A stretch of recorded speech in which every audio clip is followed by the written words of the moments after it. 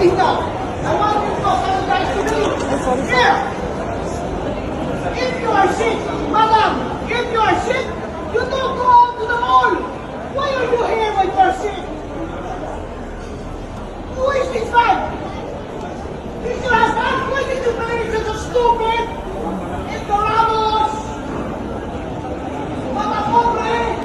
Utang ina mo! Hindi ka nga naka-Rolex!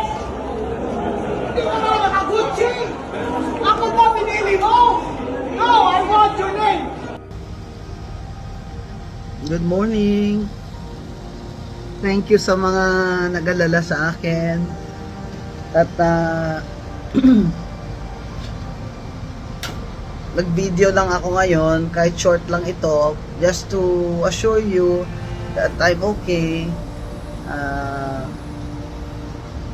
Mataas ang blood pressure ko kagabi, pero it's stabilized naman. And alam nyo naman ako, hindi naman ako nagagalit kung hindi talagang sukdulan yung injustice or mali, di ba? Si BBM nga, di ba?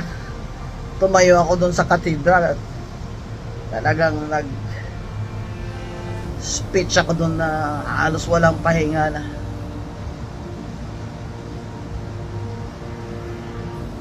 Banat talaga. Ito, hindi naman pwedeng palampasin yun pag ilaalipusta ka na. Dinidefend ko nga ibang tao pag ginaganon sila, sarili ko pa kaya. Sabihan ba naman niya ako sa Rockwell Mall na you're coughing, you should leave the mall, you should stay at home. Ha? Doon yun nagsimula.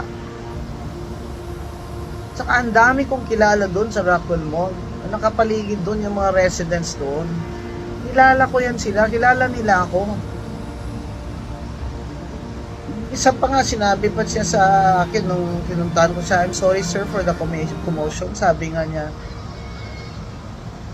Miss Gonson, gumanon pa nga Ibig sabihin, napahiya talaga ako doon sa ginawa ng taong yun. Sabihan ka ba naman, don't you have money to buy a mask? Bawal pala sa kanya kahit umubo ka lang minsan, kahit nasa public ka, Rockwell Mall ka. Aba yung mga tao doon, they're very courteous, ha? They say hello to each other, familiar faces. Obviously, hindi siya taga doon. Later we found out na hindi talaga sila taga doon. Kasi nung nasa police station na sila, siyempre may mga ID na sila. Nagreklamo po talaga ako sa police and filed the case for unjust fixation and grave oral defamation.